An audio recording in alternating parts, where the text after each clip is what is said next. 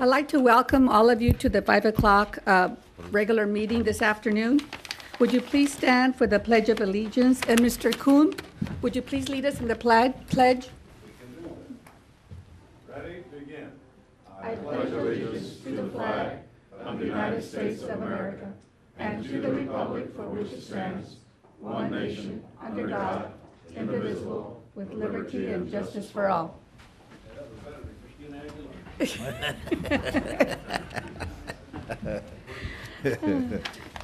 May I have approval of the agenda, please? Are there any items to be pulled or change the order of the items on the agenda? I'll move for approval. Is there a second? I'll second. Please vote. Okay. This is the time for public comments. Please come to the podium and state your name and address for the record, and please limit your comments to no more than 5 minutes.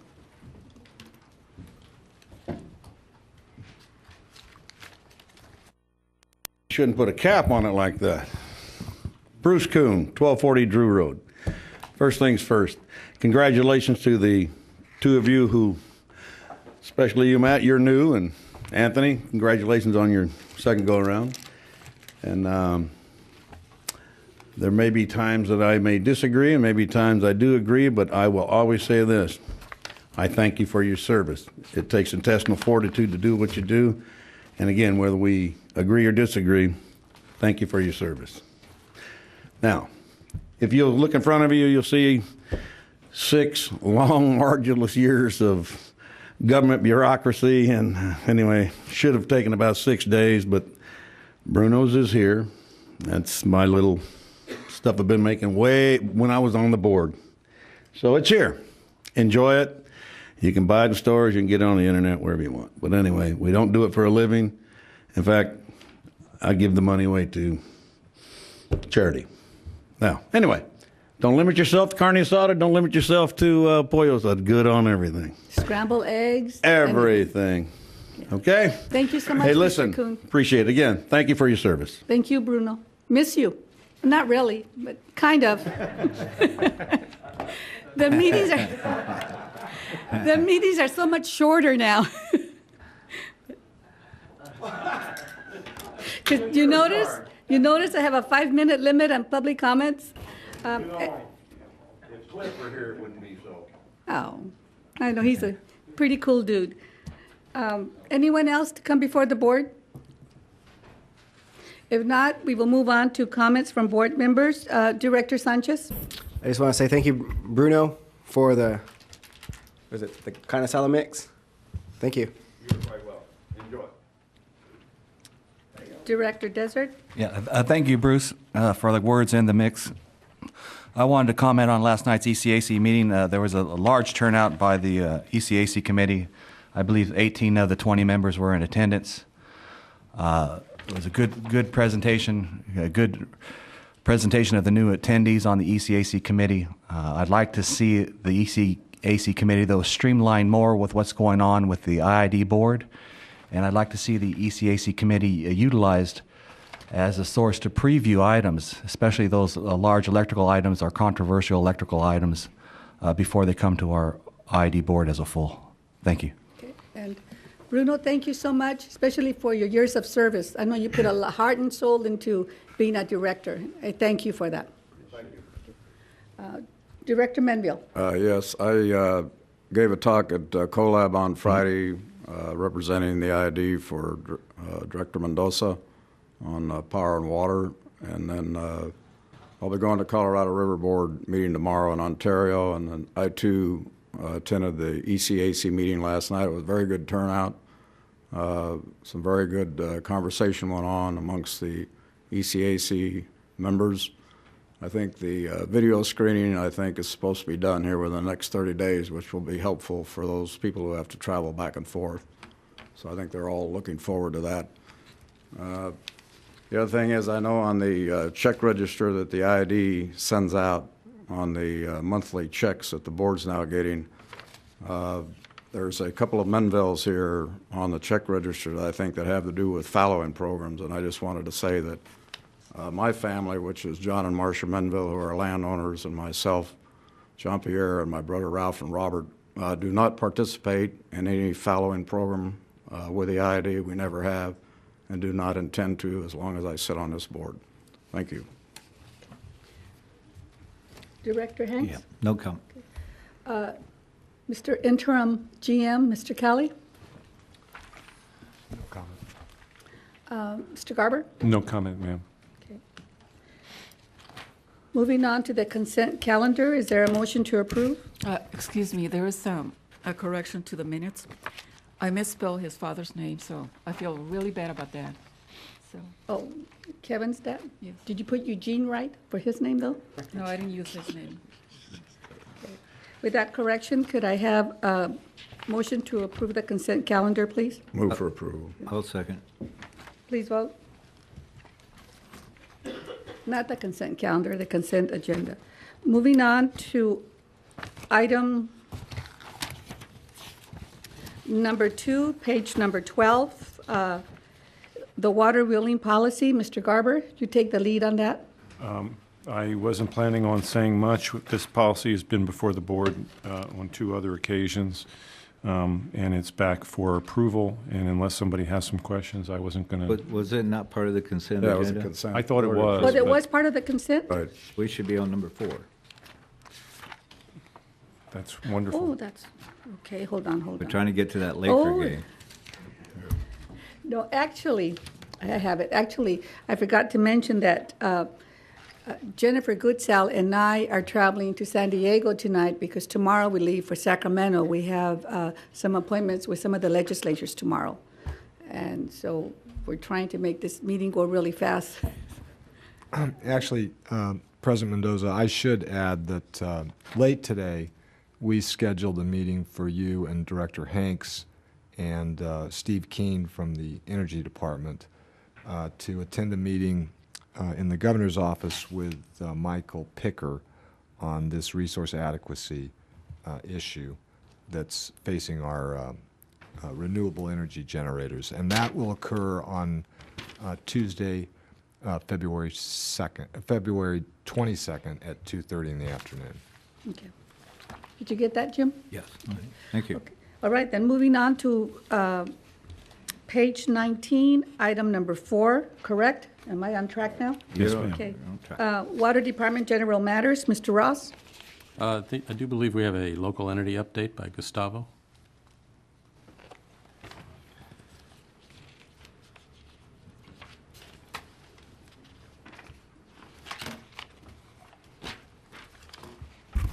Good afternoon. Board members. Just a brief update, let you know what we're at this moment and what will be occurring over the next few days. Tomorrow we have a meeting early in the morning to put together the packet that you will be receiving for next week's agenda, for next week's meeting. We have finished our review. We just finished up just the paperwork on it of 20 proposals that were submitted under the 2010 mitigation program. In total, there were approximately $6.5 million that were requested in those 20 proposals. We have $2.2 million available to be awarded. A couple things that you will be receiving tomorrow. Of course, you will receive information regarding all 20 proposals. There's a couple documents that you will see there. One, you will receive the RFP, the request for proposal, which is the document that sets the guidelines for the 2010 mitigation program. You will also be receiving a summarized version of that RFP that will allow you to go directly to the page and section where any questions you might have regarding issues with the RFP or with the proposals. We're trying to make it as easy as possible so that you guys can get as much information as possible. You will also be receiving the list of those proposals that were submitted and scored with the scores that were awarded to them, the amounts that they're requesting, under what component they were requesting, and also you'll be able to see the ranking that each one received.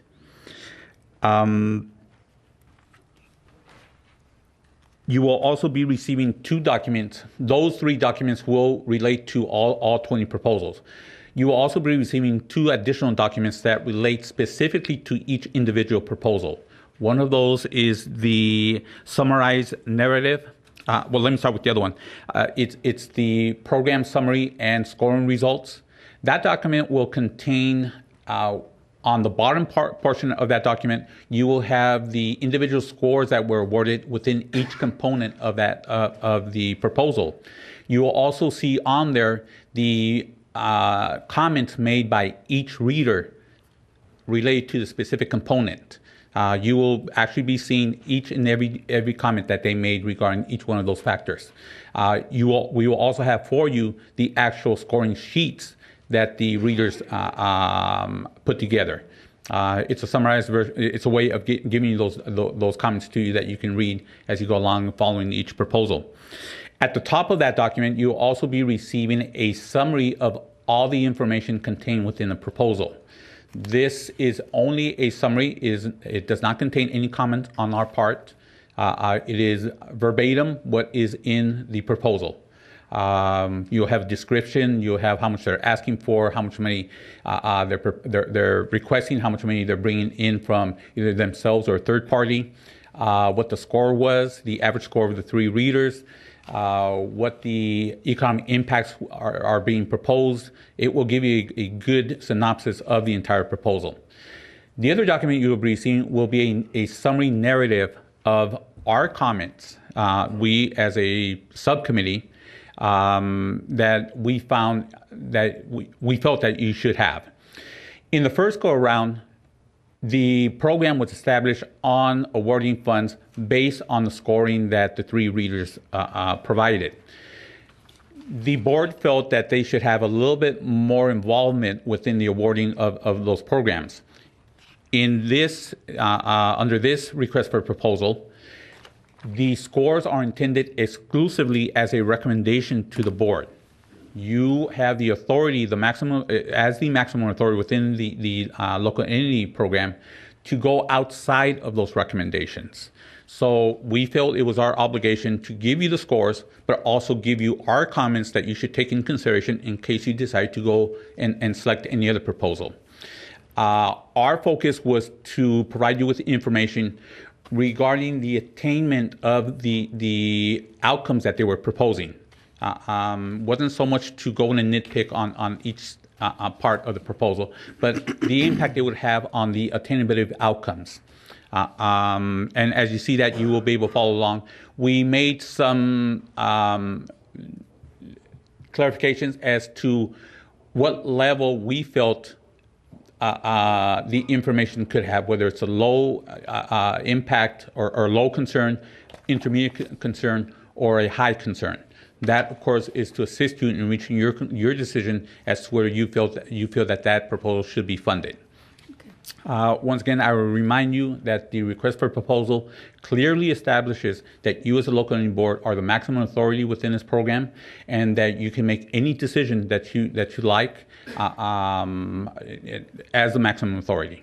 Okay. So once again, that packet will be put together by tomorrow. You will have it in your hands by tomorrow, I believe by tomorrow evening. And then we'll have that meeting next week. A brief rundown, what will happen once you receive that documentation. I'm sure you will like to have some time to look it over. We'll await your final decision on those. Once you make your decision, then there will be a 20-day window of opportunity for people to prepare and present their appeals in case they feel that there is some inconsistency in the way the decision was reached. They will have 10 days in which to prepare that appeal, so we're looking at about 30 days. 2 of you will be selected to sit on that board and to listen to those appeals and then make your recommendation to the full board. And then at that time, you will be able to make a decision as to whether who you wish to fund. The proposal, the RP states that only proposals that receive a point total of 75 and above are able to be funded. That more is a limitation on us to make those recommendations. Of course, you as the maximum authority can make those decisions regardless of the score. As it is right now, there are 8 proposals that received a score of 75 or more.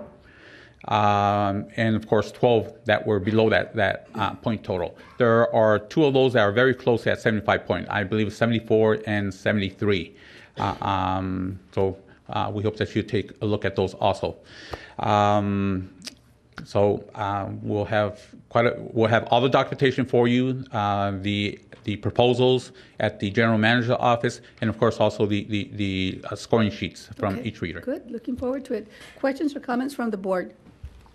I've got a question on the scores and ranking. So you will present the scores and ranking that were done by the grant writers, and then there is a combination. Yes. And that combination, was those scores recommended solely by staff?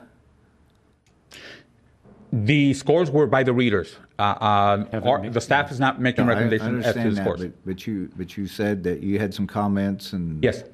Okay. And it was my understanding there was additional rankings or scores.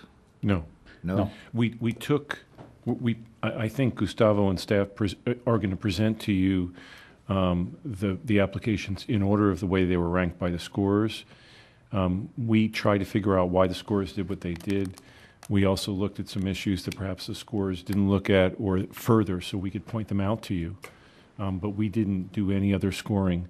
And it's going to take you a couple board meetings between reviewing these documents and asking questions of staff before you feel comfortable. I wouldn't expect you to be in a position the next board meeting to make your decision.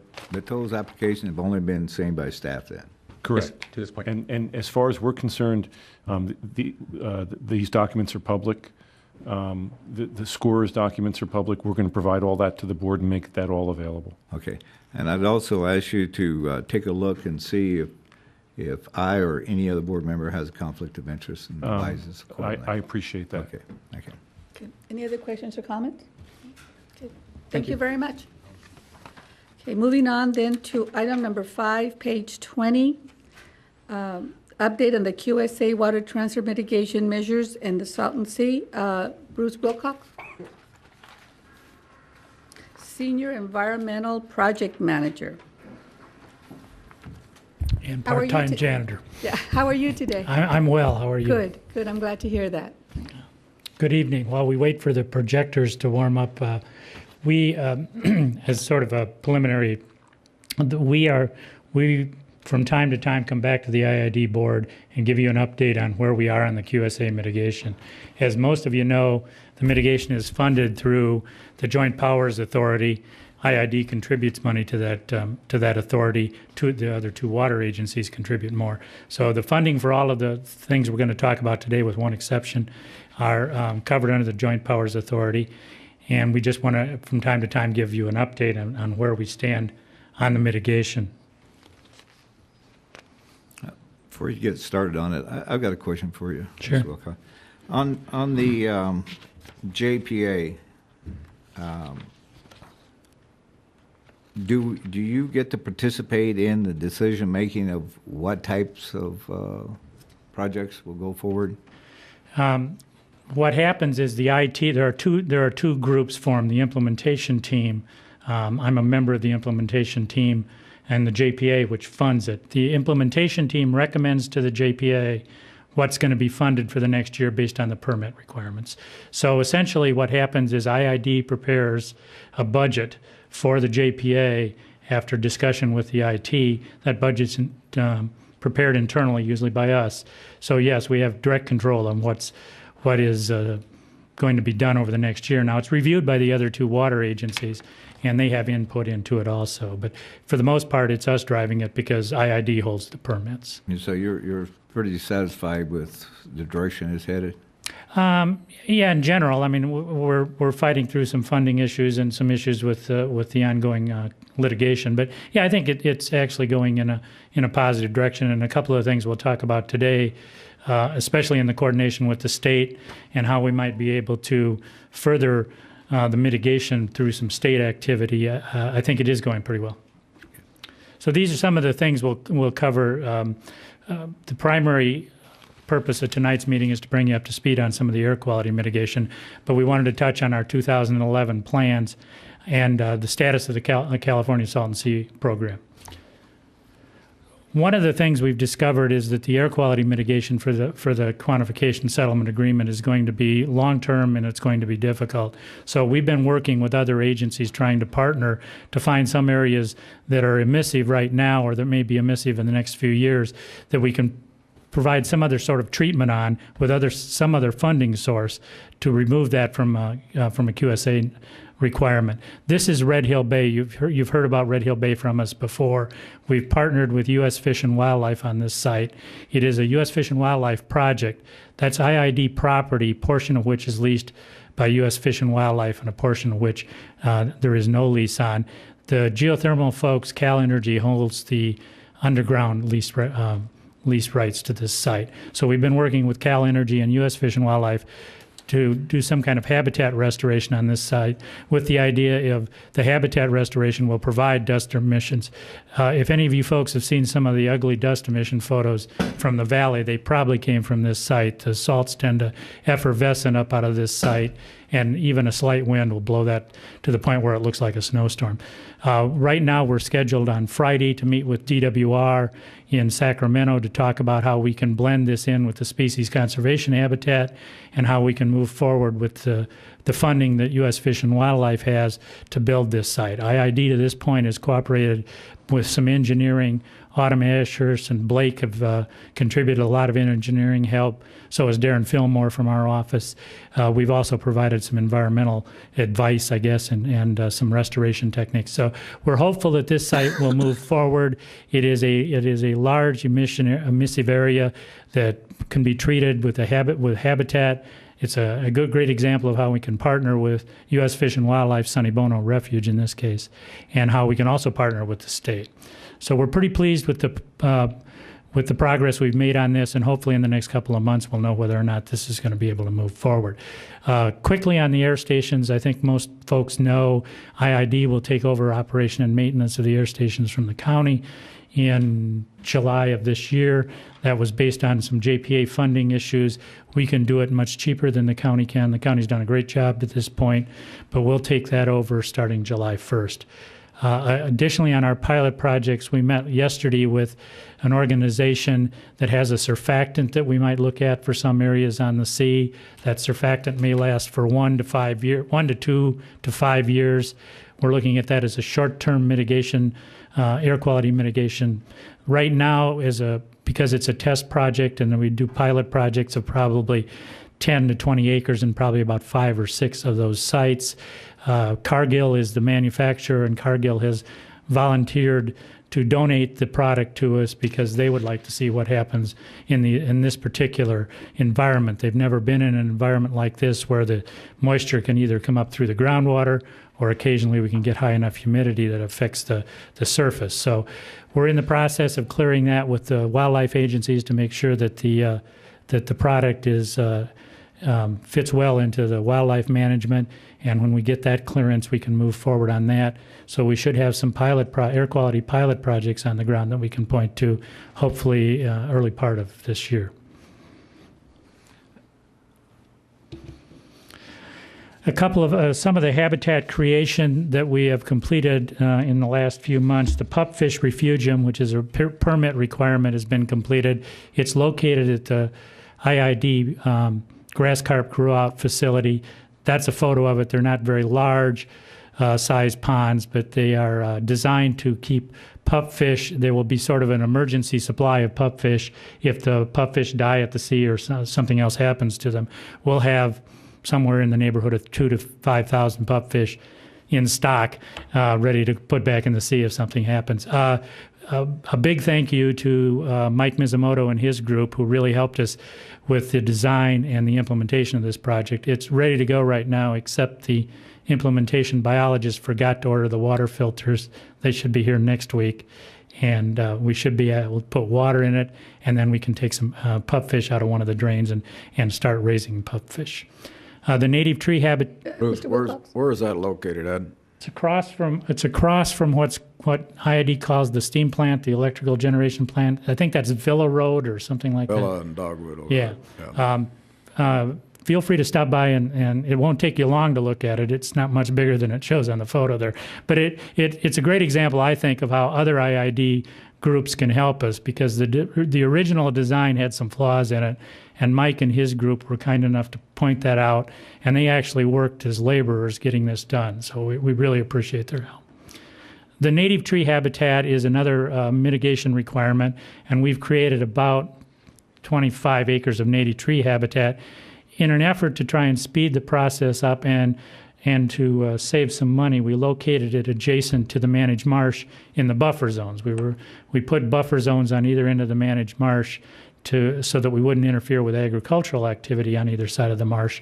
The native tree habitats, mesquite trees that are planted in those areas, and it's doing fairly well. We get a better mitigation ratio if we do this before we have the impacts.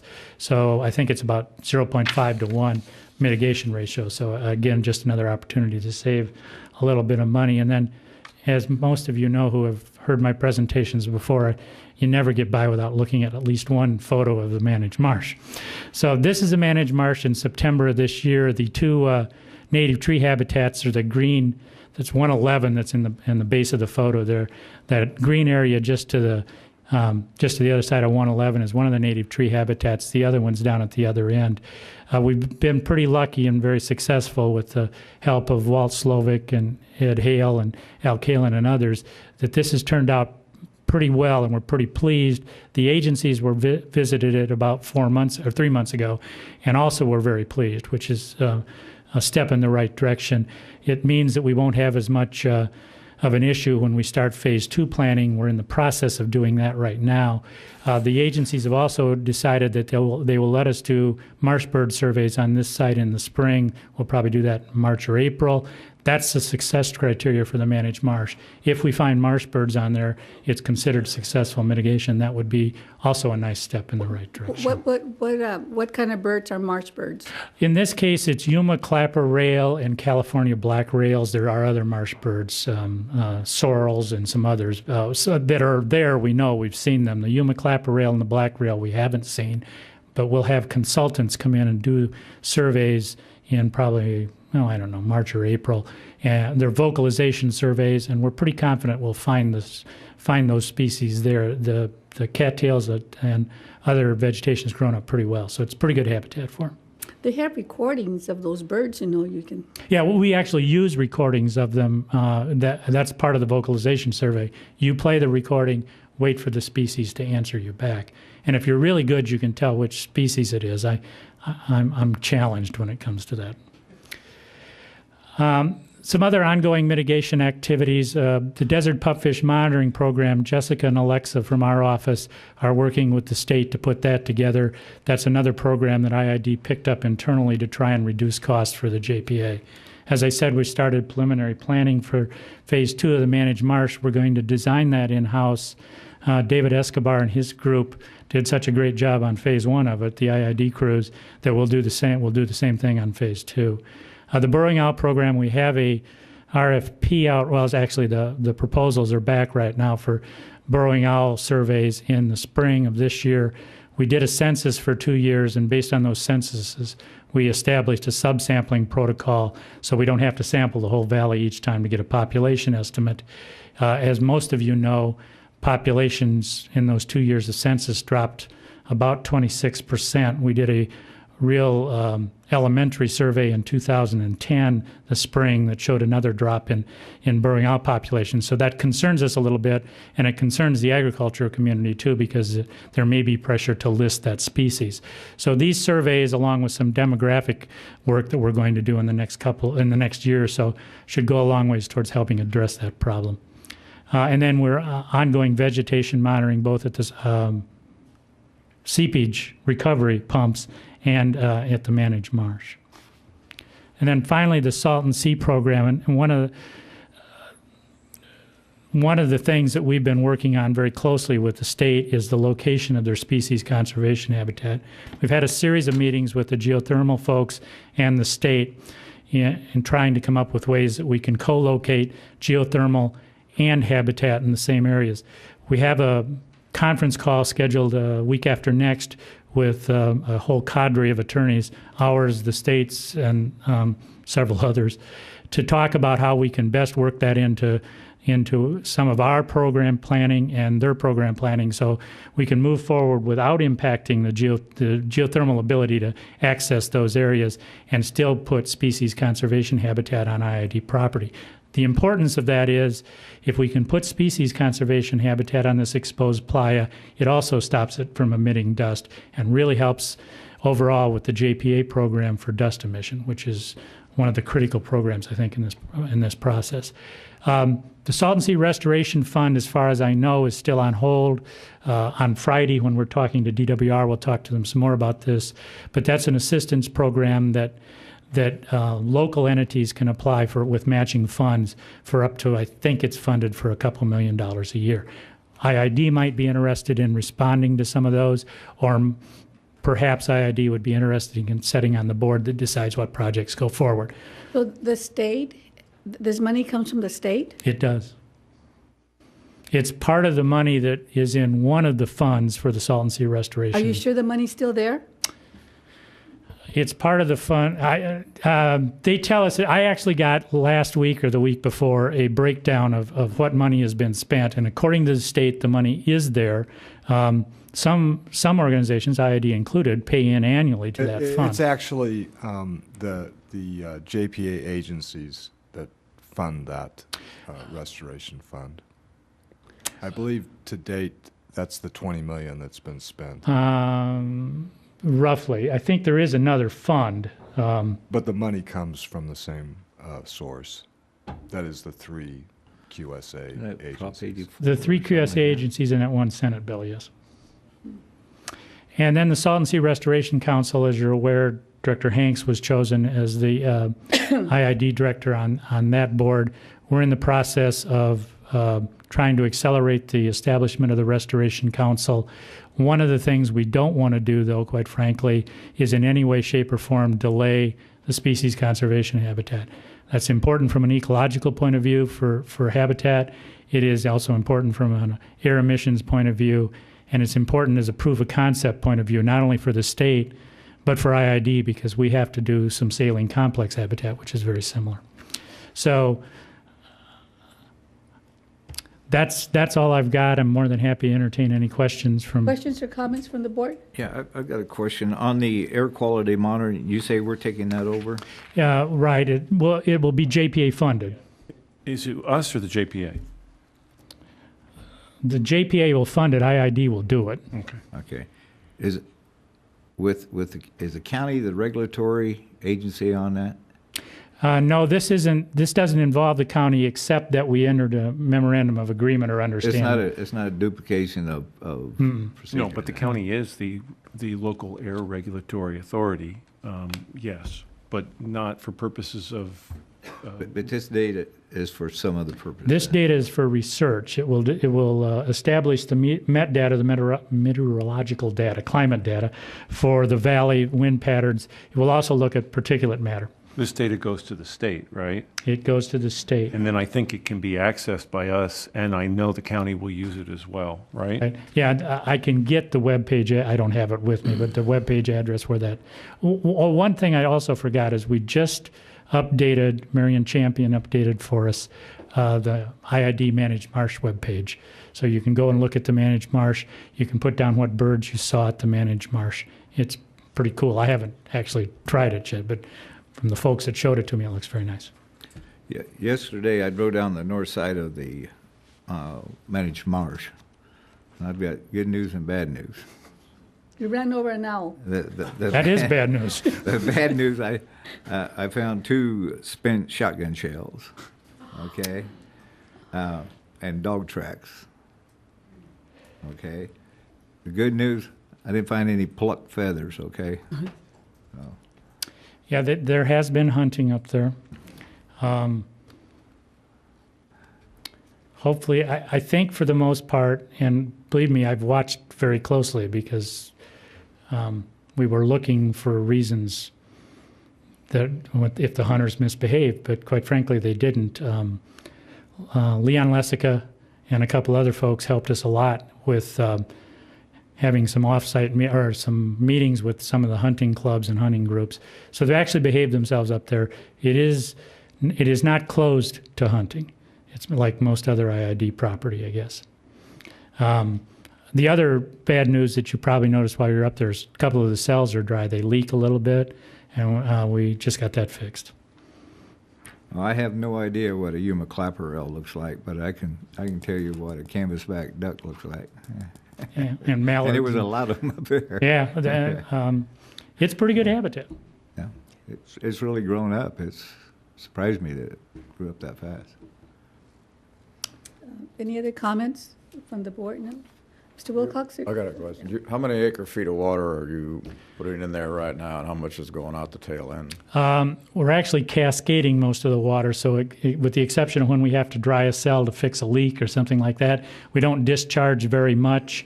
Walt and Tommy Mills and some others have developed this cascading method where we put the water in at the eastern edge of the marsh, cascade it from one cell to the next as we go on. We've been monitoring salinity, selenium, and pH, and we don't see a major difference in that. So I was going to pull the numbers today so I could give you an exact number. I don't have an exact number. We're below our projected use for the managed marsh. We've discharged a little bit, but not a lot. The state agencies have been very flexible with us on that. The permit requirements are that we have to use Colorado River water. We can't use drain water. But it doesn't say specifically we can't reuse the water. So we've been cascading it and reusing it, and that has saved a lot of water. And it's also one of the reasons I think you saw the vegetation grow as well as it did. Okay. But I'll get, Director Menville, I'll get you the exact usage That's numbers. okay, because I think at one time it was when it was built out, it was going to use 12,000 acre feet, or 16 was the number. Yeah. Yeah, that was The for complete full build out, yeah. Yeah. Okay, well, thank you very much. Thank you. Thank you. Moving on to item number 6, page 28, Energy Department General Matters. Dr. Koch? Yes, Madam President. I have several items here. First, last week, Steve Keene and Dan McCann met with the Cal ISO, Southern California Edison, and San Diego Gas and Electric on the RA issues. The talks were good. We feel that the ISO and San Diego in particular understands our RA issue and expect to have further talks in the near future.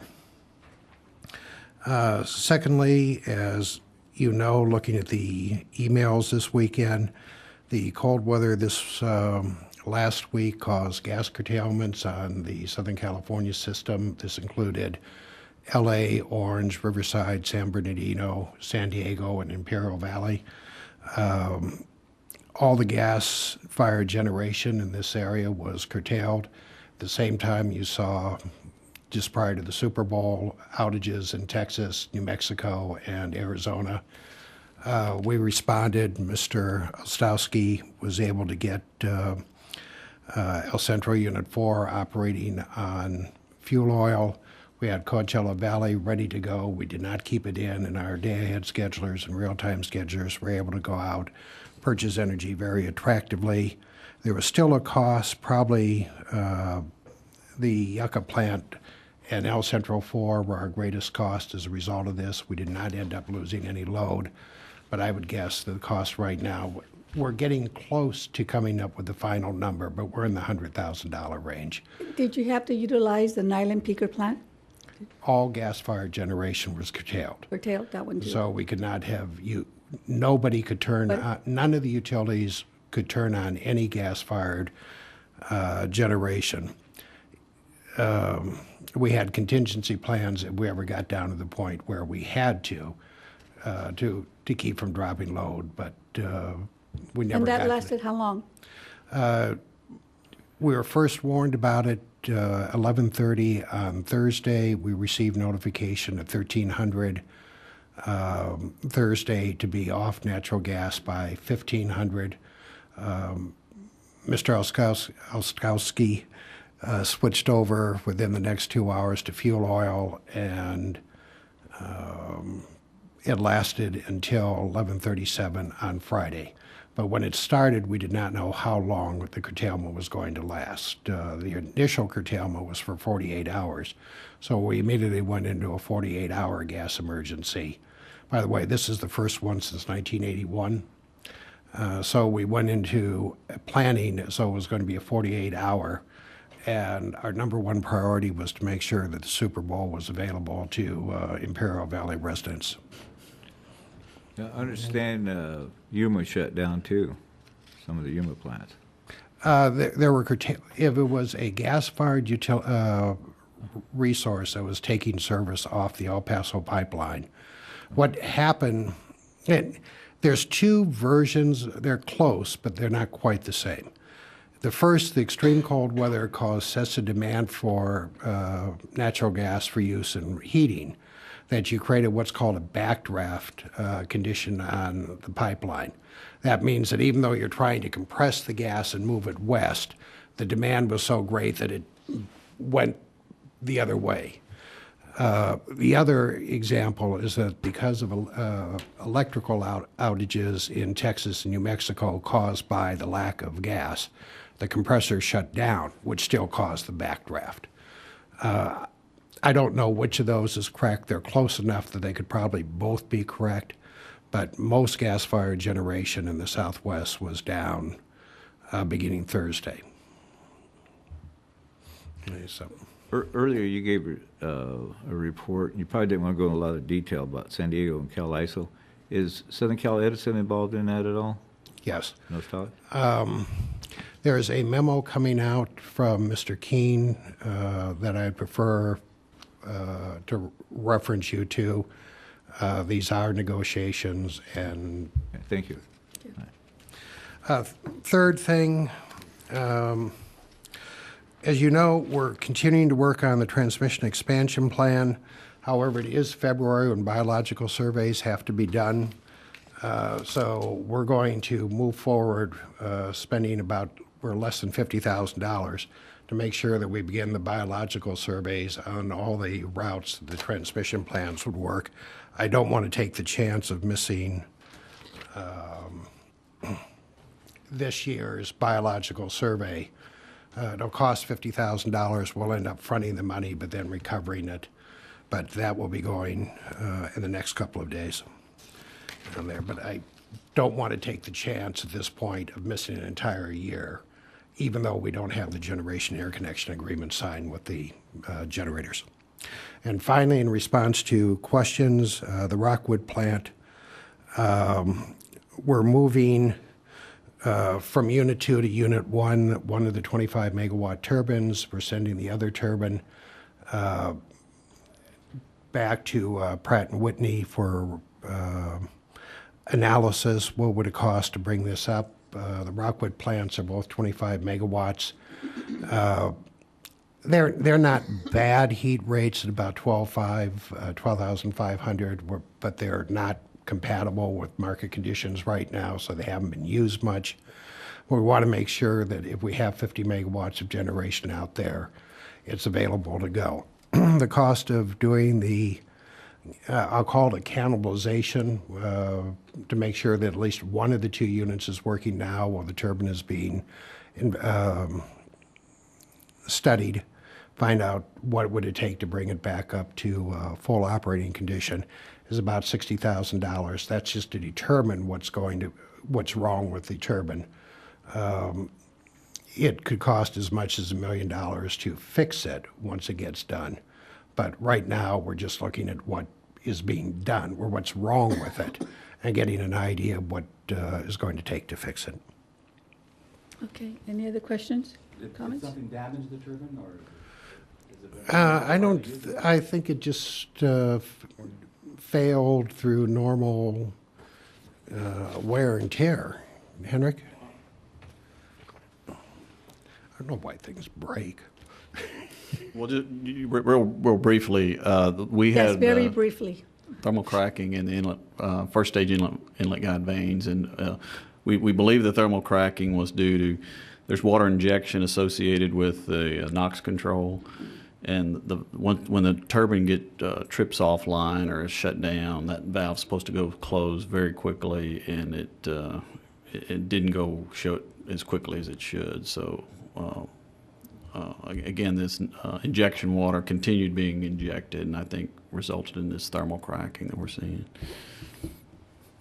Is that quick enough? Yeah, thank you. So if that goes to $1 million, we'll be seeing that before us to put some more money into the Rockwood plant through an MWA? Yeah, if it goes over $200,000, absolutely, it will bring a MWA to the board. Okay. Any other comments or questions? And I'd like to commend Dr. Cloak and your staff for keeping the lights on this weekend. Tremendous job. Thank you. Okay. No other comments? We'll move to item number 7, page 29. And we have Ms. Fierro, Generation Engineer, and Mr. Olskowski, Assistant Manager for Generation, an update on Assembly Bill 32. Welcome. Good evening. Let me just take it back to the beginning.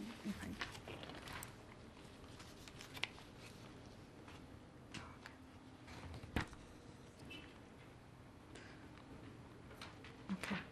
Good evening. My name is Claudia Fierro, and I work in the generation section. Today, I will provide you with an update on the California Global Warming Solutions Act, also known as AB 32. So what is AB 32? AB 32 is a state law that establishes the first greenhouse gas program to reduce greenhouse gas emissions in California. What it's requiring is for the California Air Resources Board to establish a scoping plan which will contain the main strategies to reduce greenhouse gas emissions in California back to the 1990 levels by 2020. AB 32 is the first in the world comprehensive program and regulatory and market mechanisms to achieve real and cost-effective reductions of greenhouse gas emissions. What's the overall impact of AB 32? On this slide, we're just going to cover really quickly, and then we're going to go over a little bit of more detail on the next slides. AB 32 is going to require utilities to implement more energy efficiency programs. It's also going to require utilities to reduce their emissions or compete in a market to obtain more allowances and emit more emissions. It's also going to ask utilities to reduce to have 33% of renewable energy by 2020, and it's also going to have utilities also going to have to pay fees for imported electricity and own generation. Is that realistic, 33% by 2020? It's going to be introduced by intermediate goals that the state has set for utilities. IID has been closely followed the development of AB 32, and as of today, IID has accounted for greenhouse gas emissions.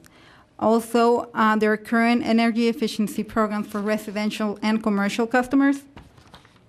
There's also a renewable portfolio in place, and one of the most efficient units of the district, Unit 2, is permitted to burn biodiesel.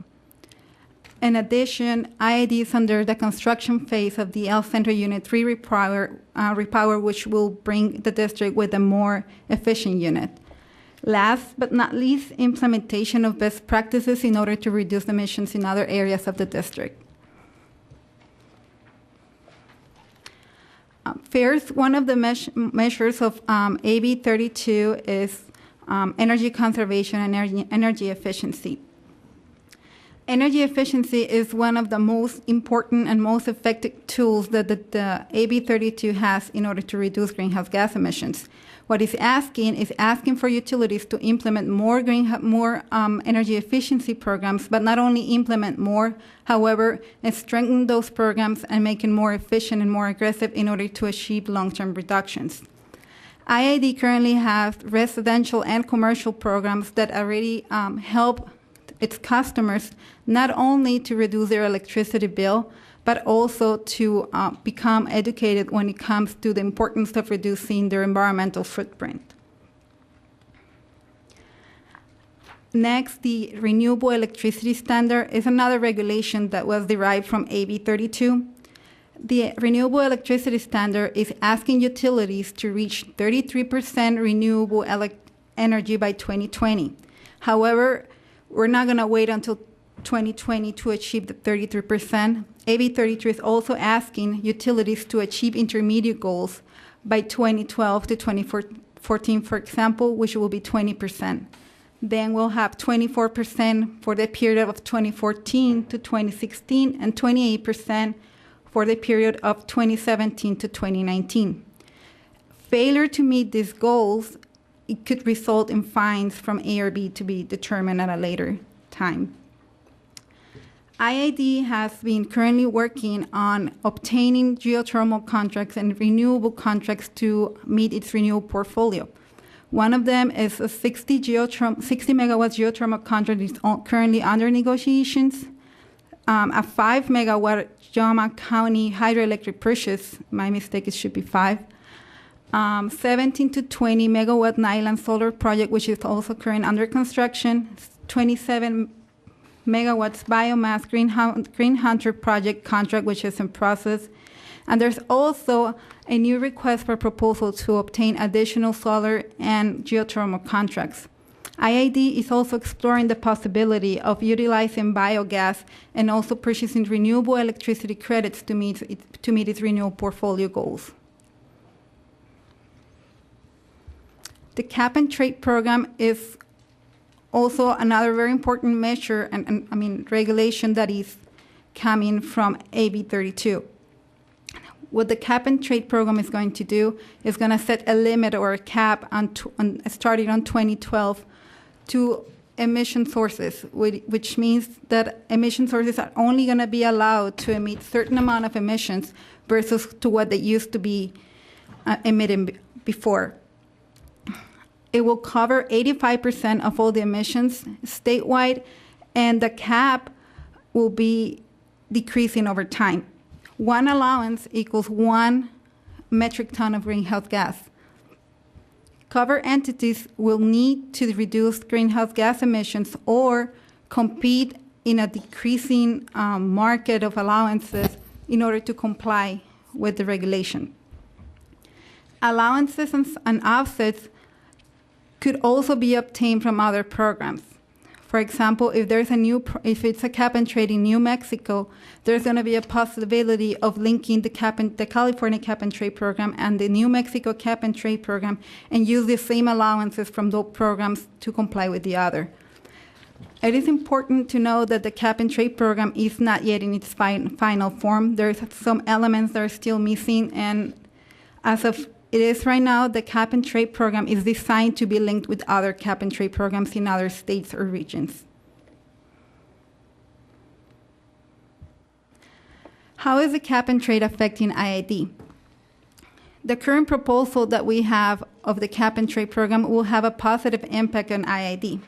The reason why is because the California cap and trade program is going to freely allocate allowances to electrical distribution utilities. Utilities will have the opportunity to get excess allowances and sell those allowances during quarterly auctions. The proceeds from selling those allowances are going to have to be used for the benefit of the ratepayer. IID can use that money to implement more energy efficiency programs or to buy renewable electricity in order to meet its portfolio. It's very important to remember that if IID meets its renewable portfolio goals, the cap and trade program will have a positive financial impact in the district. The mandatory reporting regulation. IID is required to report every year its greenhouse gas inventory. Not only you have to report it, but you also have to go through an audit and make sure that you're complying with what the regulation is asking you for. IID has been reporting to the California Air Resources Board since 2008 and has gone through verification since then and has received positive verifications. As of today, IID is currently complying with this regulation. Other regulations that will be also affecting the district is the AB 32 cost of implementation fee. The management of high global warming potential refrigerants for stationary sources, and the sulfur hexafluoride emission reductions from gas-insulated switchgear. The first regulation will charge fees for power, for imported power, and also for own generation. The money collected from these fees by the state is going to be used to fund the state's cost of implementing AB 32. For the last two regulations, the Stationary Management Program and the SF6 program, it requires utilities to implement best practices to achieve and reduce greenhouse gas emissions. What has IID done to comply with these regulations? IID has followed any requirement by the AB 32 cost of implementation fee and submitted all the documentation required. Fees will be paid, as I mentioned, for imported electricity and also for power generated internally. Invoices will be received by March and will be due by May, and the fees are estimated to be around $300,000 per year. For the last two regulations, IID has already began development management plans in order to decrease emissions and will continue to report any emission leaks or any records that the state will require to the district. And with this, I conclude my presentation. If you have any questions. Any questions or comments? What? Yeah.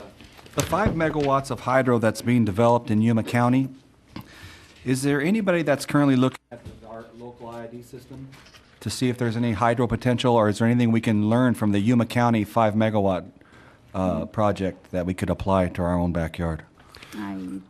Director, we're currently working, a few months ago, I believe it was in July of 2010, Archon Energy presented a proposal for inline turbines in the All-American Canal. We've been working with Archon since then and have finally received a Bureau of Reclamation permit that is good for an American company. Unfortunately, Archon is a Canadian company.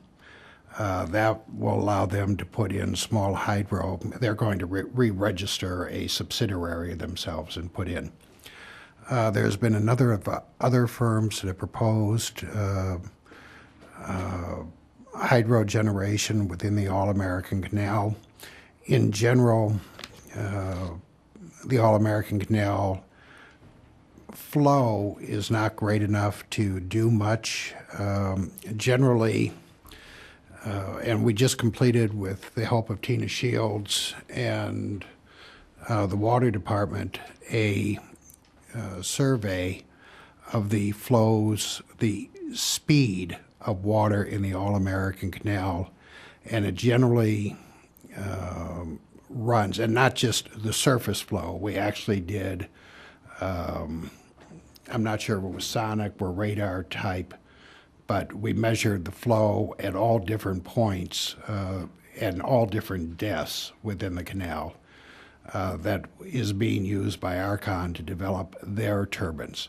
I didn't realize the difference in flow between the bottom, the sides, the middle, and the top of the canal. There does not seem to be a tremendous potential given the 4 to 6 feet per second flow compared to the roughly 9-foot minimum requirement for many of these torpedo turbines. But they're enough that we can get some capacity out of the process. Now, the Yuma Water County,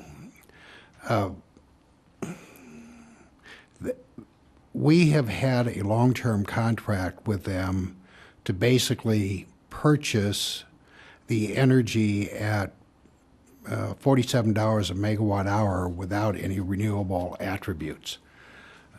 We've tried to cement this, and that was a maximum of 47. So the price went any greater than that. So the market price was 70, then Yuma was selling it to somebody else through the Western system. We entered into a 2-year contract with them for approximately 13,000 megawatt hours per year for 2011 and 2012. at a price of $70 a megawatt hour, which includes all capacity attributes, including renewable energy credits, as a way of trying to bring our renewable requirements up towards the 20% by 2012 obligation that the district currently has. So there's a number of initiatives on the small hydro facility that we're currently working at. The 5 megawatts, it isn't a new project, it's an existing facility. It's a long-term, well, I don't know if it goes back to the 50s, but it's definitely a existing project that we have historically purchased, just under not particularly good terms and conditions, because they have to deliver it at Pilot Knob or through Western System, and in either case, they're kind of landlocked. I suppose we could say historically we're attempting to help them out and Western out. At this point, we've decided to just take the energy, get the environmental attributes, and benefit both entities. Thank you.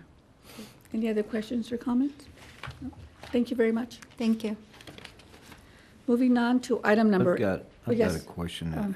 Director And Hanks. something I really don't understand, but on the greenhouse emissions,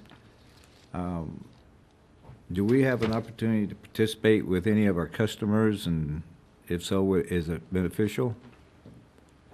In this particular case, the way the greenhouse gas rules have been set up, it is industry specific.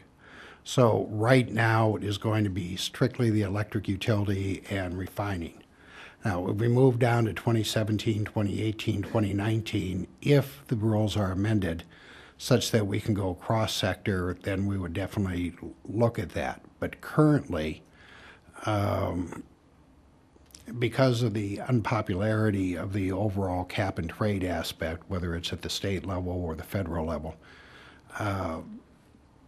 the regulatory body, CARB, California Air Resources Board, has decided to roll it in among the regulated agencies first and not allow cross-section. So that was a long-winded answer to say no.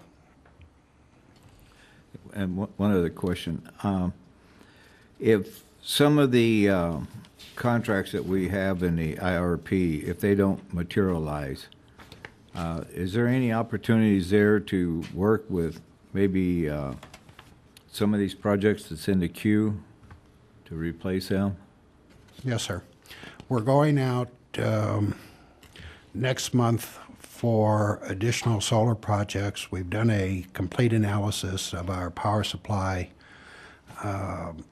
forecast to see what is the maximum amount of solar energy we can put on our system, which is about 65 megawatts. That's all we can put on our system.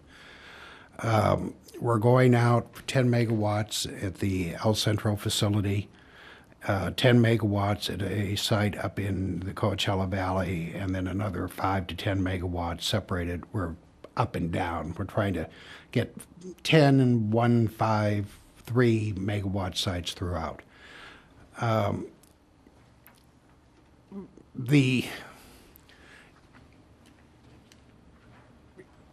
call it the number one priority, the cheapest way for us to meet our RPS obligations is having El Centro 3 up and operating and then purchasing biogas. Sounds strange, but we're going to be using biogas at roughly $10 a decatherm compared to the current market price of $4.50 to generate renewable energy or green energy at a cost of around $75, $74 a megawatt hour. Those in conjunction with renewable energy credits, plus what we're doing with the geothermal, solar, and biomass resources, plus our internal hydro, should bring us into compliance by 2013. One of the things that we're concerned about is something called flexible compliance. The investor-owned utilities, PG&E, San Diego, Edison, and Bear Valley, all have the opportunity to meet their for example, their 2012 obligations could be met either in 2012, 2013, or 2014, If they're short, then they have an obligation in prior years to bring the energy forward. If they, today, for some reason, they have surplus, then they can take that surplus and then shift it back. So you can smooth your purchases. We want to make sure that we have the same opportunity in smoothing our purchases over time, so there's ample and cheap supplies at any time. We can go out, stock up on RECs, and then spread them to the appropriate years that's there, or any other type of capacity attribute necessary to meet our regulatory obligations. On the solar pricing, I guess we probably all of us hear different stories, but I've heard spreads from 95 to 130. Is that in the ballpark, or is that? I think that's low on a levelized cost. We are seeing, and I would say it is not unusual at this moment to see current year pricing at $99 or $100 with a very high escalation rate. I would feel more comfortable. I can give you a confidential document from SCAPA summarizing all the levelized cost, and I'll just say that the $130 would be a very attractive rate, but I prefer not to go into it in any more detail than that. Okay. Fine. But I'll provide that to you via email. Yeah, that's fine. Yeah. Director Desert. Dave, on the biogas you're talking about, are you talking about biodiesel? No, sir. Biogas, such as landfill gas or other type of, for example, anytime you have a wastewater facility, things decompose, the gas rises.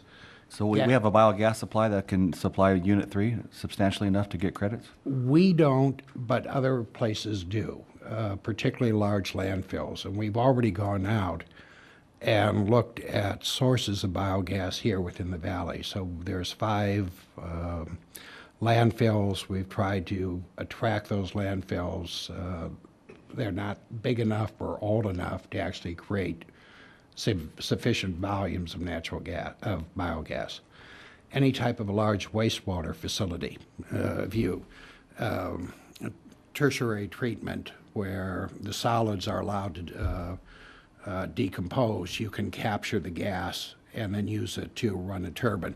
The facility over here off behind Walmart on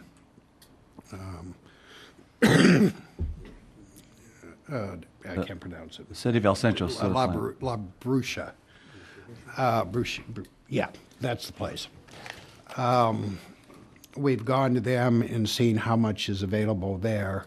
It looks like it would only be enough to power 25 kW or so, but there's still no reason. They're flaring it. It makes no sense for us to allow them to flare it, but... So the biogas will be trucked in or piped in? Piped in. From our point of view, it's just a financial transaction. It would actually be coming from some large landfills, probably in the northeast. So, an example: a large landfill cleans it. If the gas comes out, it is not pipeline quality. So you scrub it, dry it, inject it into the pipeline. You say, gee, this gas went from Ohio to California over this path, and we pull out the same amount, less losses, and we say it's green. We do the same thing with cow manure. You take a cow manure, put it into a big pit digester, collect the methane. Believe me, you have to really clean it. Bullfrog does this, except they've refused to get the environmental attributes associated with the gas, associated with the energy. So there's a biogas market out there that can supply us? Yes. It is getting limited. That's why we are buying it now before it's gone up. It's before we're going to need it. But that's why flexible compliance becomes important. I would prefer not to pay $20 or $30 and have biogas compatible, but when we're using it in El Centro 3, it's a very, very attractive resource. Okay, any other comments? So the tallow that you're getting from the meat plant, that's the one you were talking about, from the La Boucherie complex? Well, the tallow is coming from one of two sources. Have used that in Unit 2. Is Henrik still here? I think he left. It's rather expensive. The cost comes out to about $140, $150 a megawatt hour. It's nice to use in small quantities. I really would prefer to have something more attractive than $150, but So would I.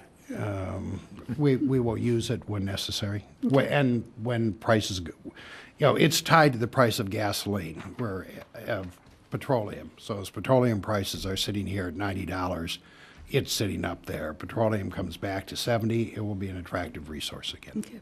All right, thank you. Any other comments or questions? If not, we're going to move on to item number 8, page 40. Mr. Hernandez and Mr. Wolfinger, regarding the upgrade for the GIS hardware upgrade.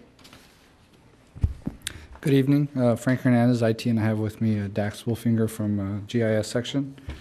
We're presenting today a major work authorization for the replacement of the GIS server. The existing server was first deployed in November 2005. So it's over 5 years old, end of life cycle, and there was an RFP that went out late in 2010, and the committee there recommends replacement with a IBM P570 mid-range server. It has a 5-year life cycle, and the total cost with the hardware, the operating system, licensing, installation, taxes, and 10% contingency is $656,510.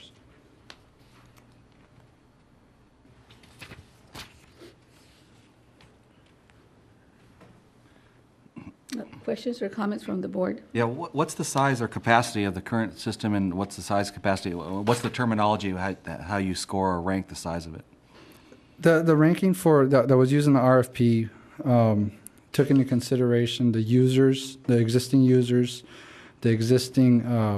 modules of the GIS, and Dax can probably give a lot better information on the usage of the system.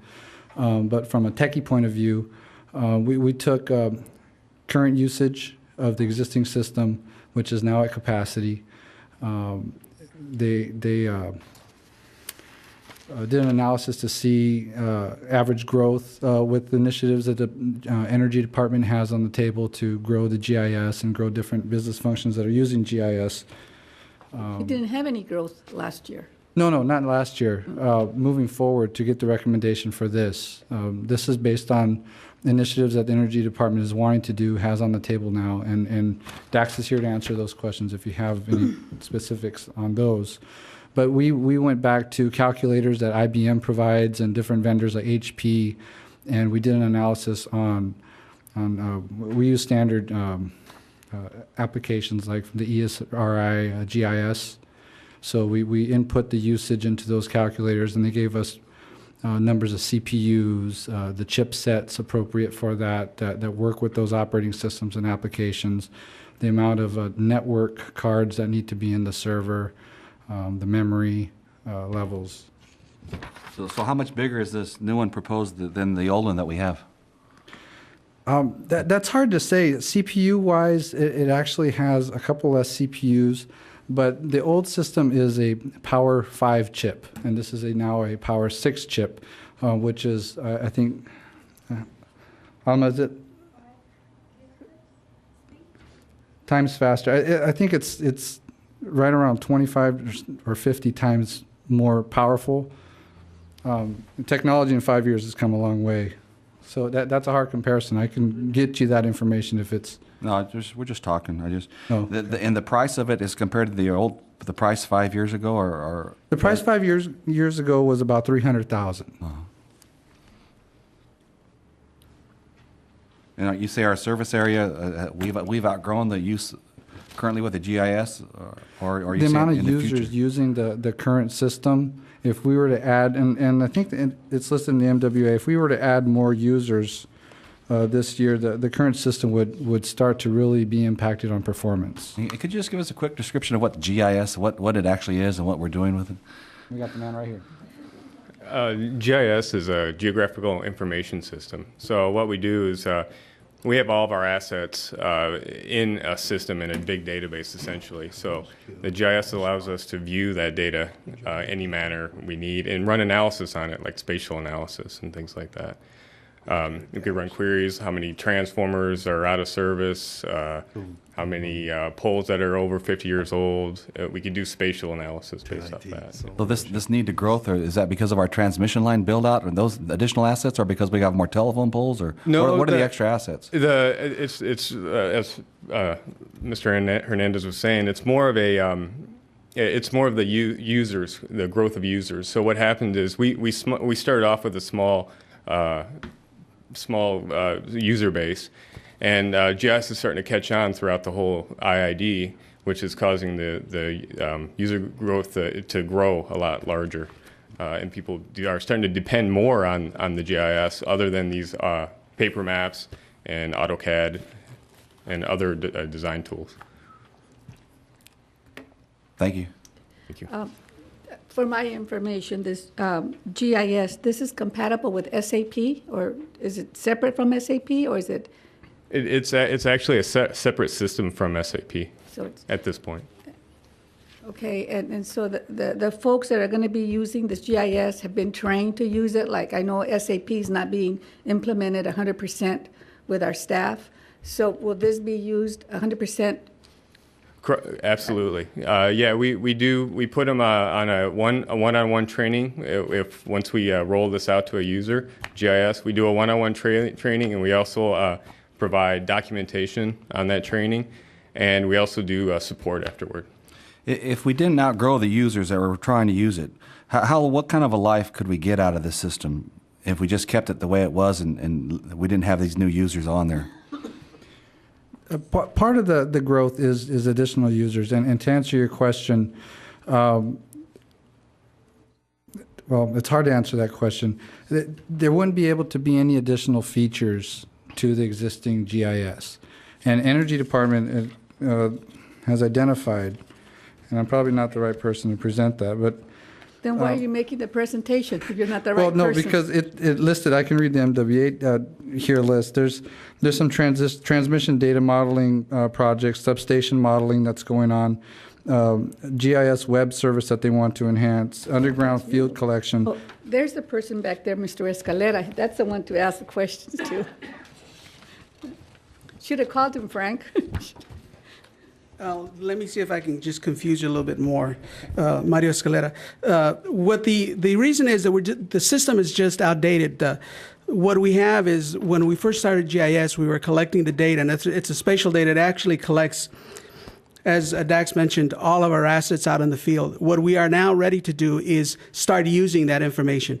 One of the things is mobile workforce. As I'm sure when you've had experiences when the Sears guy goes up there, or APS, they've got this little data pad, and they're able to have all this information. It'll do the same thing. Troubleshooters will now be able to have all the circuit maps updated every day off the laptops. That's mobile workforce. That's one of them. We're going to do modeling. It allows us to do modeling not just on the transmission side, but also on the distribution side. So what you have is utilization of the system we have now. So that's what you're getting. We bought the system. We've loaded everything. Everything in Imperial Valley's been mapped, GIS'd. About 70% of all of the work in La Quinta's done. Now we need to go out and start using all this data, and that's what you're getting. Is now we're ready to use it, and the system we have is just old, and so we need to be able to have that ability to use it. The last one lasted us 5 years. What's the projected life of this one? You're probably looking at 3 to 5 years. That's about the average life of any electronic device. Could you go into some of the discussion that the troubleshooters have had using the system now that they've had it out? Well, and I can. I didn't want to take over the presentation, but and what we'll do is we had a really nice presentation to the ECAC, and we probably should bring that to the board too. But what it does, it is now, as you remember, a couple of years ago, we had issues with circuit maps, particularly up in La Quinta. GIS allows us to take all those circuit maps, put them up on a laptop. They all now have tough books, which are laptops. They are automatically updated every day. When they go out and they change out a transformer, they literally change it, and they'll be able to change it on the pad itself. So we don't have to take a paper back to the office to get updated. It automatically will do that. When they do an inspection for NERC compliance, the form will come up to it. They'll be able to knock off, denote what the inspection was, and they'll have all of that information with them. That's just one application, which is called Mobile Workforce. It kind of ties in with AMI, smart meter, and smart grid, but it allows basically the person that's got a laptop, a troubleshooter, to a line crew, to take all of our engineering and asset management data, all our maps, in one little laptop, and it uses GIS as its base of information. And with the indulgence of Dr. Koch and the GM, we'll try to schedule a presentation for the board. I think you'd be interested in it. Just not as long as the ECAC presentation. Well, I don't know. They thought it was a great presentation. Yeah, but it was an hour and a half. Director Hanks? Yeah, I guess what's kind of unnerving, and I kind of sense that with some of the other directors too, is with the circuit maps, we were behind the polls, and there was a lot of shifting of staff from one department into this department, try to get caught up with everything. Yes, sir. And now we're told it's outdated.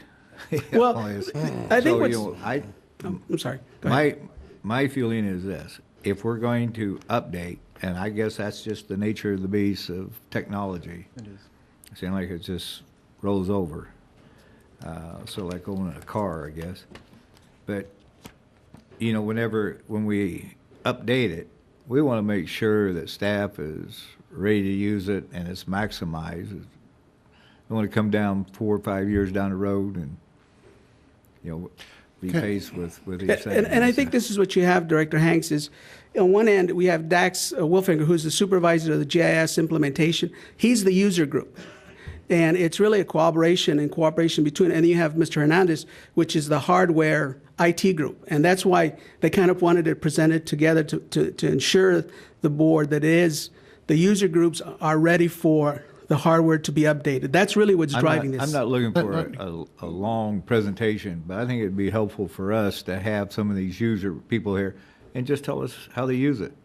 What the value is. Yeah, because I share your concerns, because I know that SAP is not being used like it should be used because not enough training was provided. I don't know what the reason is, but we're spending millions of dollars on SAP and upgrades and all this other stuff, and it's not being utilized. Director Mendoza, Where President Mendoza. Oh, yeah.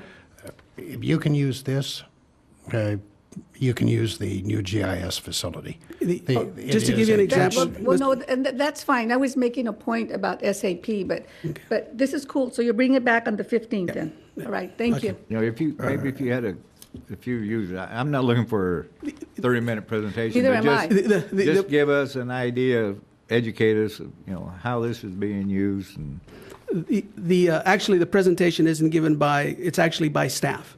So you'll get, we'll bring a troubleshooter in and some of Mr.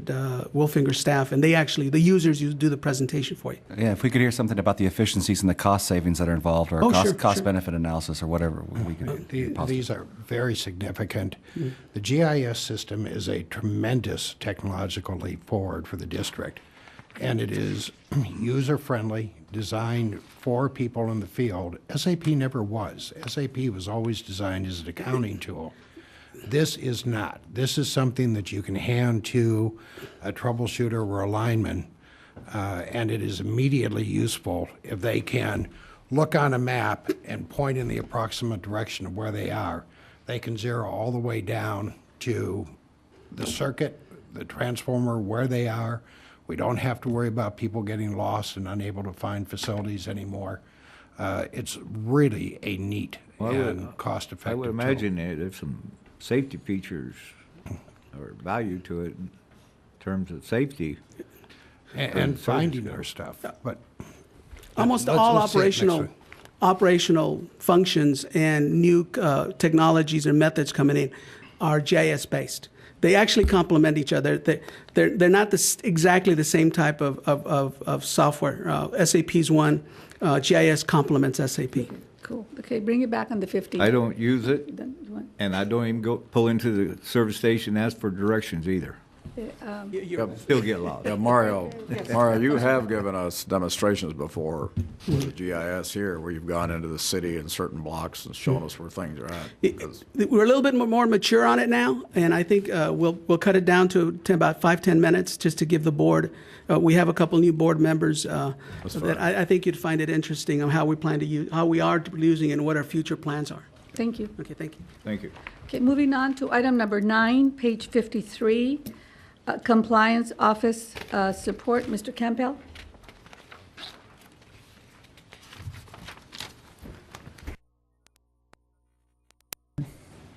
Me? I appreciate your disappointment that Tina was not here for your comments on his cuteness. Well, you're not as He's cute at the CUG meeting representing the district and actually is making a presentation to that group because of the success of our recent audit, which leads us to this service agreement request. The group that was very helpful in guiding us through that audit in Telebine. As the board will remember, back in September, we created and passed the ICP, which is the Internal Compliance Program. In that document, identifies roles, responsibilities for the Compliance Office, and which was an interesting component of the audit itself. WEC reviewed the ICP. They gave us a blessing, saying it was a good document and meets the needs to help encourage the culture of compliance. Well, that part is done in terms of creating the document. What this service agreement is asking for is to engage Intellibind again to come in and help us with implementation of the 30 programs that were identified in that document. So it's broken up into 2 parts. First part being for the RCO program, Reliability Compliance Office, with specific deliverables, and the other part is the standards assessments. And again, as the board remember, there are new standards coming out, and as those things get documented and identified, we would be using Intellibind to help provide assistance in validation and making sure that that which we submit to WEC is the correct information. And this $150,000, is that till the end of the year or till they do this work? Well, the terms of the original contract were till 2013, but the $150,000 is in the budget this year for just this year. So RCO this year is a separate budget activity that's been separated from the Energy Department. Is this till the end of the year or just for the work that they're going to do? The end of the year. The end of the year. Yes. Yeah, I think she was asking if you're going to come back in 6 months for another 150.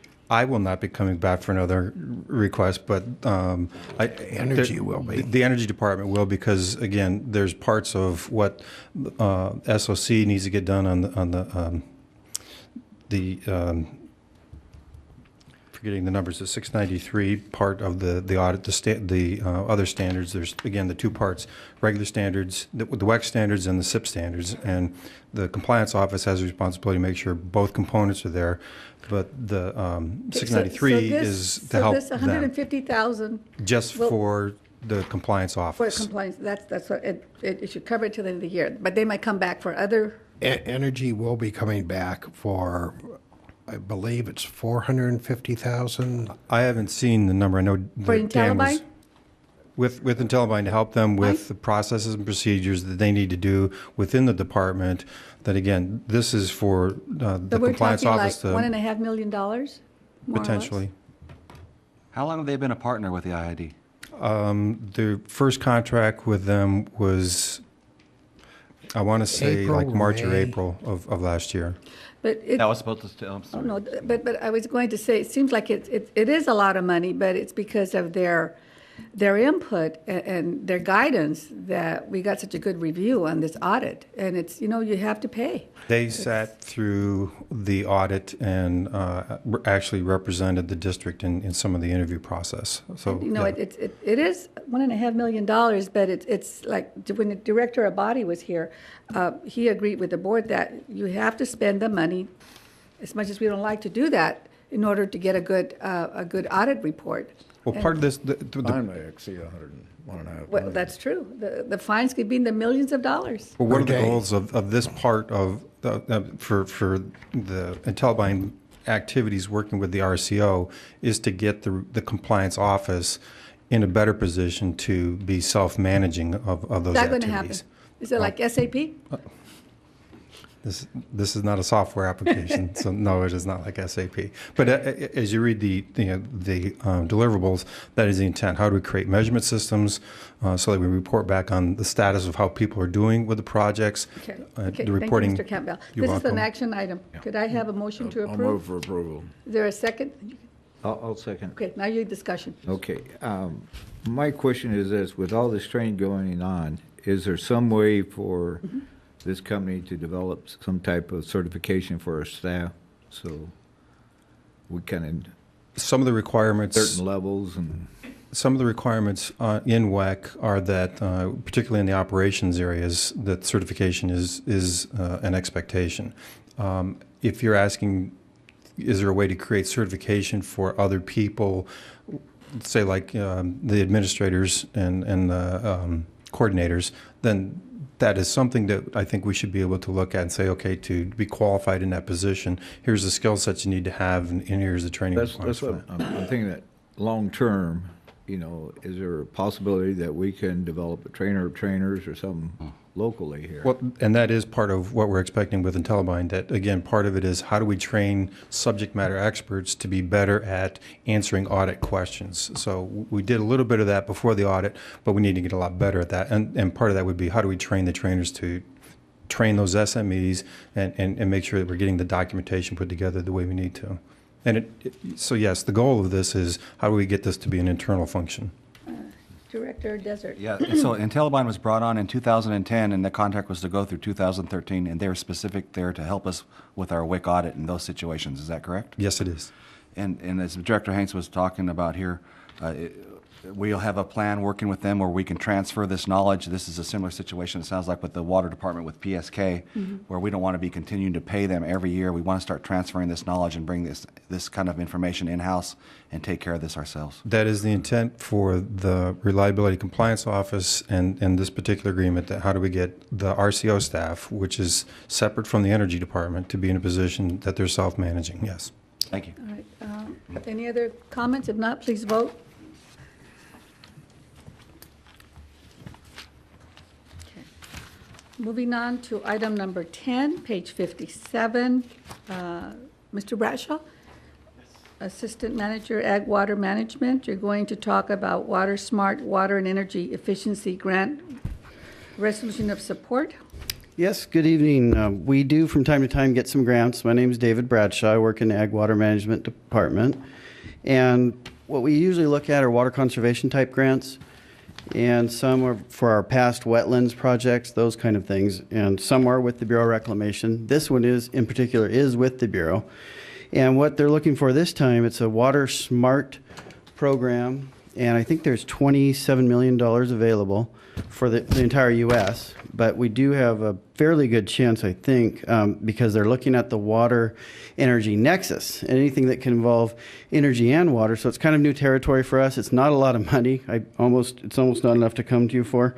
Around $60,000 we would have to match. It's a lot of money, $60,000. But the project's $1.2 million that Energy's planning on doing with the East High Line hydro plant. So they're going to do an upgrade of their equipment, and part of that was to put in a flow meter. And so we thought, can we match that with this Bureau money? Plus, it kind of gets our foot in the door for other Bureau grants coming up.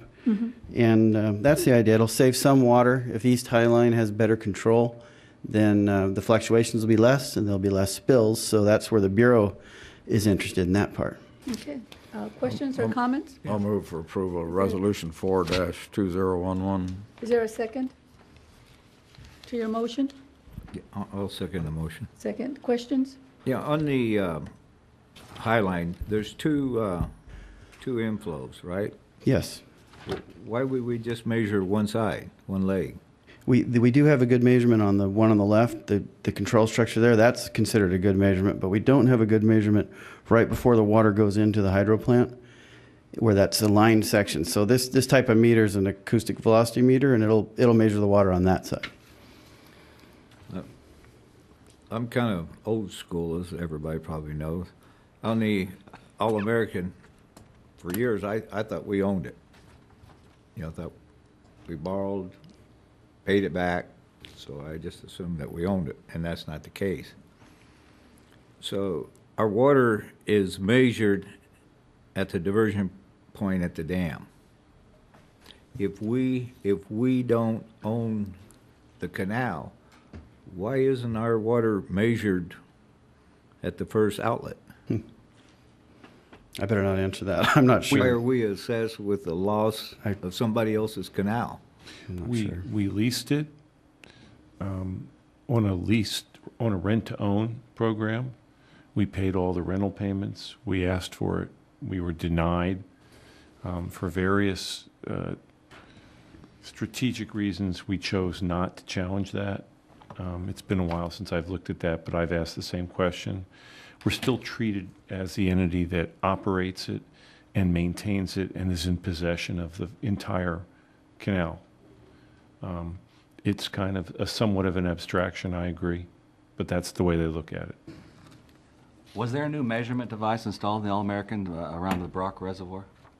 I don't know. When they cement lined the All-American, didn't they put a large structure in a measuring? There is a flume. Yes, there is a flume there. This one will be just specifically for East Highline, and right now they do a lot of hand current measuring, which is just time consuming. So is that the measurement that where we get our water now at the new flume, or do we still get it at the Station 60 is where it is. So Station 60 is up by Imperial Dam, and it's been measured there forever. That's where the water's first measured, and then the seepage comes in and everything else. Right. And the reason to put the new measurement in the All-American around the Brock Reservoir? I'm not sure why. It's a large structure. Probably has to do with the cement lining. Yeah. Okay, We're not going to measure this water going into the High Line and figure out what our losses are to have somebody else come in here and line it and take our water. Right? No, that's not the idea. All right. Okay. Any other questions or comments? If not, please vote. Thank you, Mr. Bradshaw. Okay, thank you. Moving on to item number 11, page 59 on your agenda. 2011 IVEDC Renewable Energy Summit sponsorship. Dr. Cloak. Madam President, board members, David Koch, Assistant General Manager, Energy. The Imperial Valley Economic Development Corporation is holding its third annual Renewable Energy Conference, March 15th through 17th. The three-day event will feature technical, policy, and market conference sessions, the trade show, tours of local renewable energy projects, and network opportunities. The district has funded this conference for all years at $25,000. This year, we also requested better billing or better visibility than we have in the past. We are the single largest contributor to the IVEDC. May I ask a question before you continue? How much is a county sponsoring this event for? $5,000. And they get a lot more publicity than we do. I would just recommend that everybody look at the day's date, which is February 8th, and the summit is March 15, and we're just now getting around to approve it. How do you want these guys to go and give you free advertisement and maybe not fund it, or, man, we got to get ahead of the curve here. Unsolicited advice. Yes, sir, I understand. Yeah, we've we've funded this every year since the Energy Summit's been in place, started at Barworth Country Club, and I know it's been at the queue for the second year, but Tim Kelly called me from Tulare Farm Show. I don't know Mr. DeBose is here to represent that, and I just tell him that Mr. Koch's only complaint was to make sure there was no other banners above the IID banner. I also would like to have better control over the speakers. I was about to mention I'm that. getting tired of having speakers whose primary goal is to bash the district. Exactly. Now, we contribute $100,000 a year to the IBEDC, $25,000 for this energy summit, and they have Joe Kennedy, who's one of the biggest bashers. He's a keynote speaker for the banquet. As well as the people from CERT. Exactly. And so how do we voice our discontent? Do we just stop providing the $100,000 a year? Hopefully, Or what do when we we come do? back from Sacramento next week, we have an answer, and we'll get up there and we'll give the speech. President Mendoza, we have reviewed the schedule of speakers for the event. Yeah. Jennifer Goodsell did that this week, and with the exception of the two speakers that Mr. Koch mentioned, we believe that the best course for IID to follow is to be constructively engaged and take part. I understand that, but it always seems like the IID is an agency that has the deep pockets, and we keep on giving, and then we just get a kick in the rear end. And, that has to stop. That does, and certainly Tim Kelly understands that, and will reinforce it. I'll make a motion to Mr. DeBose, do approve. you take that message back to Mr. Kelly? He made a motion. Is there a second? I'll second. Okay, any further discussion? Please vote. Okay. But one other thing, we are getting 24 complimentary passes. I'm having Gloria Rivera take those, and I'm not going to be responsible for handing them out because there's already too much of a fight over people. So I'm going to pass the issue off to the general manager's office. Okay, thank you, Dr. Cloak. Moving on to item number 12, page 60 on your agenda. Mario Escalera, you're up again, and Mr. Broking, we're going to deal with the uncollectible accounts, the write-offs.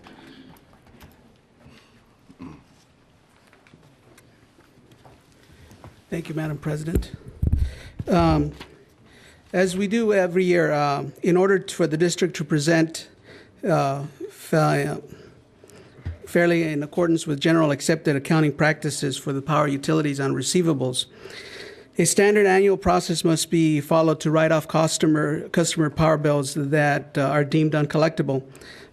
Staff has completed the process for this 2010, and we have made an entry in active accounts that are balances that are over 2 years old. The amount of write-off is $2,442,301 for 2010. This is an increase over 2009. If you recall, the write-off last year for 2-year-old accounts was $1,977,447. We bring this so that the board to acknowledge that these are just bad accounts from the district that are over 2 years old. What percentage of the overall?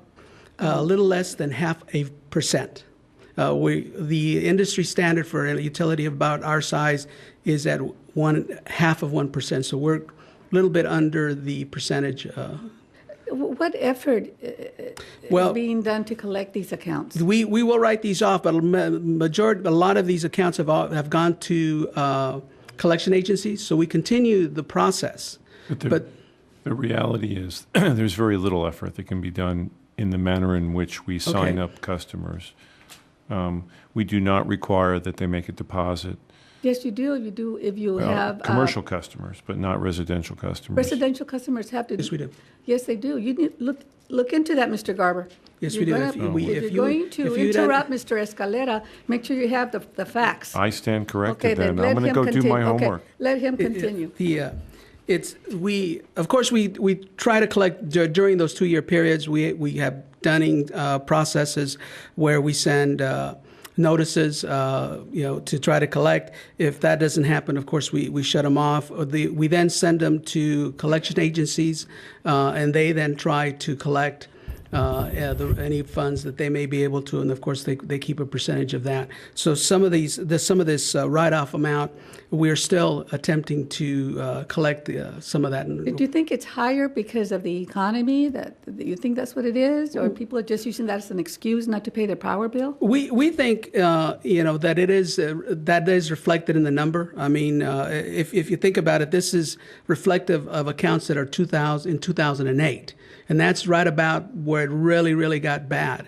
So the upswing, I think, is certainly representative of the economy. So realistically, what portion of this amount do you think you'll collect through the collection agency? I really couldn't tell you. I'd have to go back and try to guess. It's not a very big portion.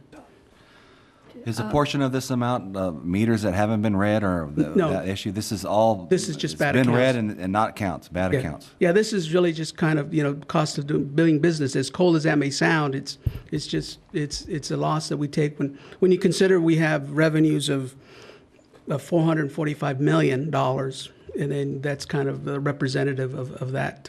And we're that talking account. about these numbers that are in 2010, but actually they're for in arrears for 2 years. Yeah, they're the accounts that are 2 years old. Okay. So next year will be the same thing, 2 years old. Yeah, hopefully we'll see a downward trend. Director Sanchez? The $2 million, have we got notice whether some of these people have filed for bankruptcy? They're in there, of course. So you have, I think those are. You know the percentage?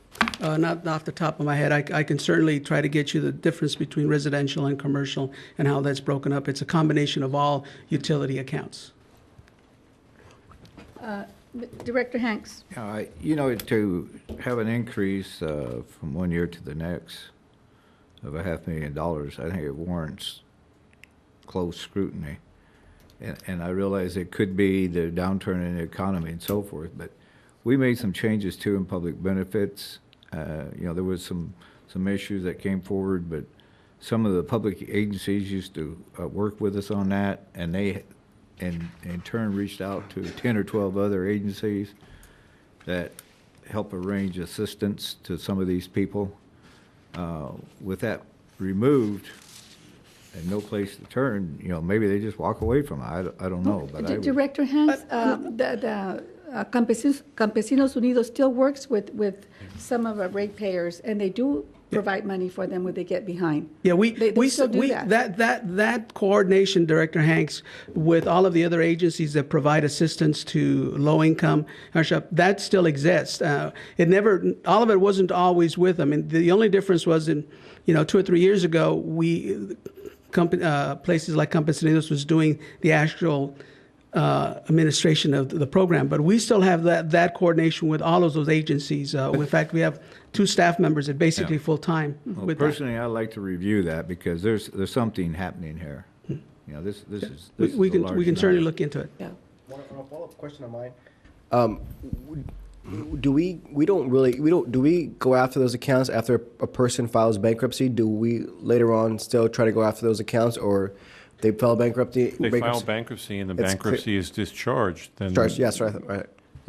No, 2008 was a bad year. We've gone through. We have liens filed on certain accounts. As I mentioned before, we take them into a collection. Depends what the opportunities are to collect that. I make a motion that we recognize. Yeah, I'll second it. Mario, you went over at the ECAC last night. You went over some of these programs Yes, that were available exactly. for the low income. Right, we have a motion and a second. Please vote. Thank you. Okay. Mr. Cali, any other business? No, Madam President. Meeting adjourned. Thank you.